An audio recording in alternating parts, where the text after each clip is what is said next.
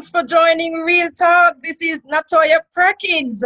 I want you to stay with me for this interview that will help us to build our faith during our affliction. An interview with Carrie-Ann Jackson, a 39-year-old lady who was diagnosed in 2010 with Charcot foot. And not only with that, but in 2008, she was also diagnosed with diabetic ulcer. What that is, we'll find out. Stay tuned to listen to Carrie-Ann's story. If you're joining for the first time, I want you to hit that bell and the subscription button for more notification for future posts to come. Carrie-Ann, thanks for joining Real Talk to share your story and uplifting someone out there who may feel like they want to give up while they're going through their affliction. Thanks for joining Real Talk. Thank you. It's my pleasure to be here. This is part 2 of Karen's story. To watch part 1, go to my channel or click the card above. Here is Karen. It's been years of trials. Wow. I wanted to be a pastor, but there were days when I questioned God. I remember one time I asked God, do you show favoritism? Because really, I see all these other young people going to church and it's all good. And I remember one time I went to a youth group because I started going to a church and we had a youth meeting. And the pastor was praying for me. And she was like, God help her, because I always seen her tackling along behind the other young people. Because I had 4 years, I was on a crutch. I was an expert on that crutch. I could use my crutch through snow, on the sand, in rocks. Like, I was an expert swinging on crutches. Because remember, I had no bone in my foot. I couldn't walk. When you have no bone, there's nothing to step on. So I was on crutches for years. So I did ask God, and I went through a lot of embarrassment with my wound draining, it smelling, people staring at you, people ridiculing you. I remember once I went to a prayer meeting and the man was like, oh, you must have some unconfessed sin. You must have this. You must have that. People telling me, oh, you need to pray in the spirit. You're not praying this. You're not praying that. You're not doing this. Why is your foot not getting better? You have unconfessed sin. I remember once I was in Jamaica and a guy said to me, oh, if you forgive your father, your leg will get better. And all these other things too, where you hear from Christians, oh, go and pay the river, go and wash in the seawater, use this, use that, use glue, use cake soap, use... So a Christian told me I should go put money in the river and don't look back. And you're like, you hear all these crazy advice from Christian people about what to do to get your healing. These are Christians, real Christian people.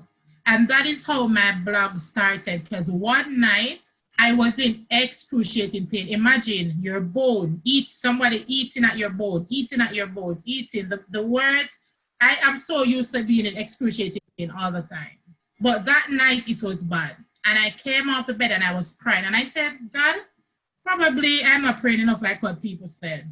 My sister, I started praying from 2 in the morning until about 4. Because I'm like, if I pray like what people said to pray in tongues and all the other prayer, my leg will get better. I specifically heard when the Lord said to me, get up. And I got up and I sat at the end of my bed. And the Lord said, everybody has a foot. And I'm like, everybody has a foot? Explain that. That's what I thought. I was like, everybody has a foot. Yeah, I know that. But basically, it was an analogy. What the Lord was saying is everybody has a problem that they're praying about that I haven't healed as yet. Everybody is seeing yours, but what about theirs? What about their marriage? What about their children? What about their financial problems? What about stuff that it's not getting better for them? The Lord said to me, start a blog. I was like, a what? I don't use computer. I don't know anything about computer. I Googled the word blog. I called my brother and I said, I want to start a blog.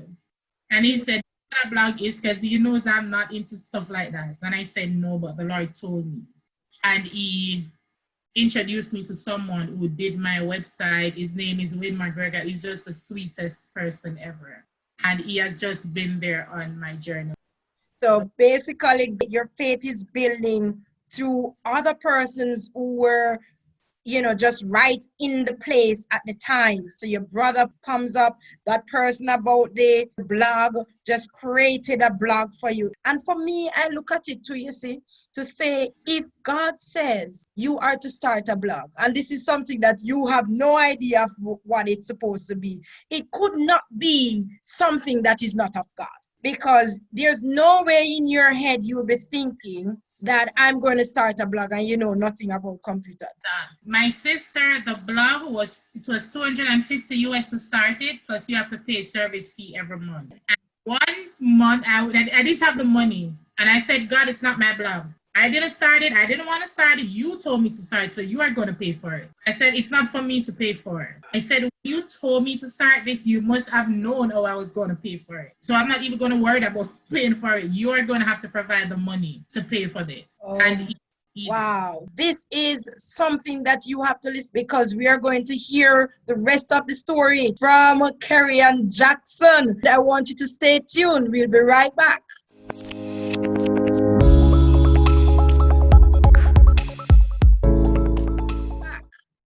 Welcome back to Real Talk with your girl Natoya Perkins. We are here with Carrie and Jackson talking about her story, having charcoal foot, diabetic ulcer, and then also kidney problem, and so much more. If we want to start off this section with another scripture, saw this on your blog, because I said this has to go out. Psalm 119 says, it was good for you to be afflicted.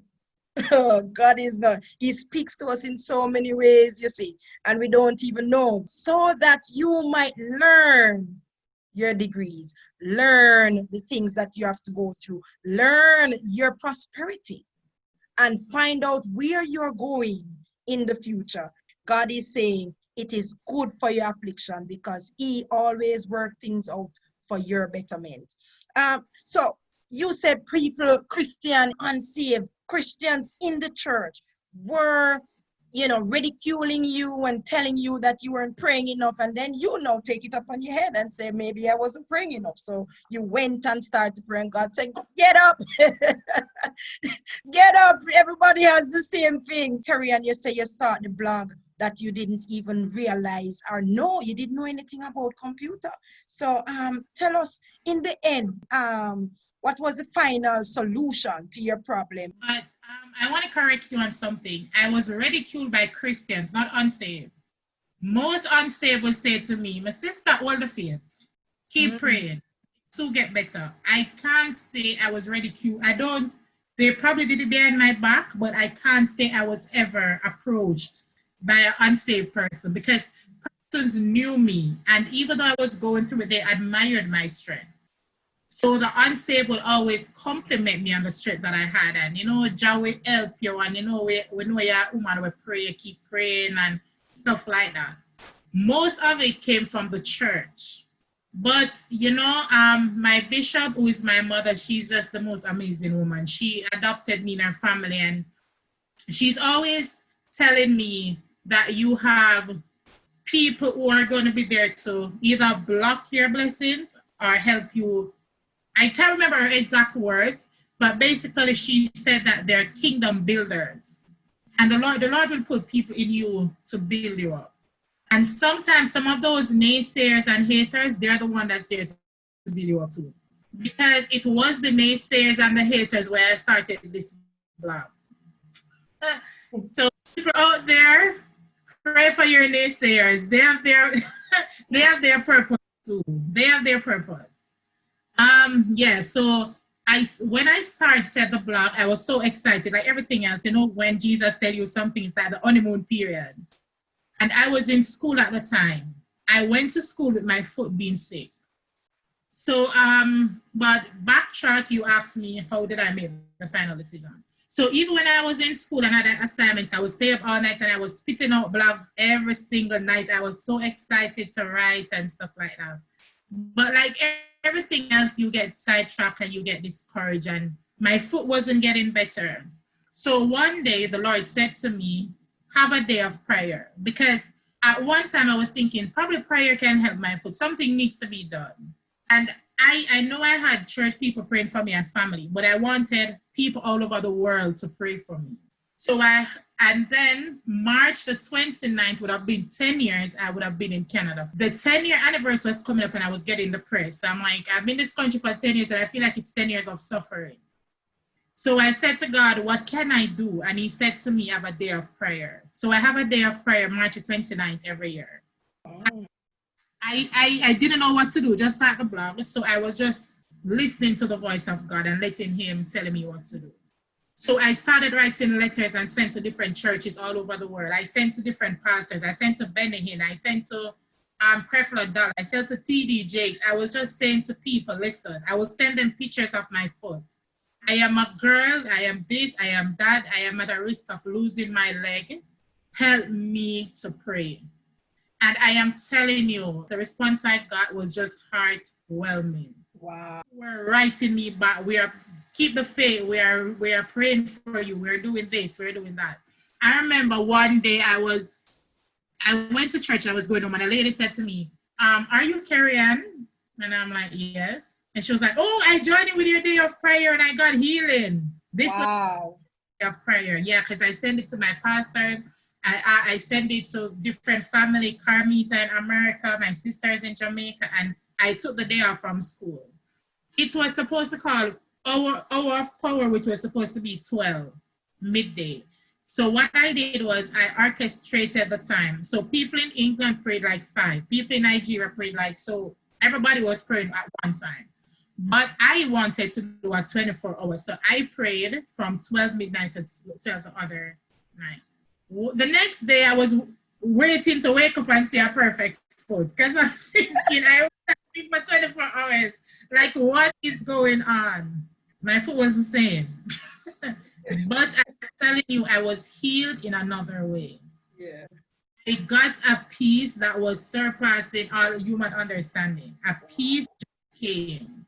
And I am telling you, I think that's the best healing you could ever get. Oh, yes, of course. Yes. My second semester, that's when I amputated my leg.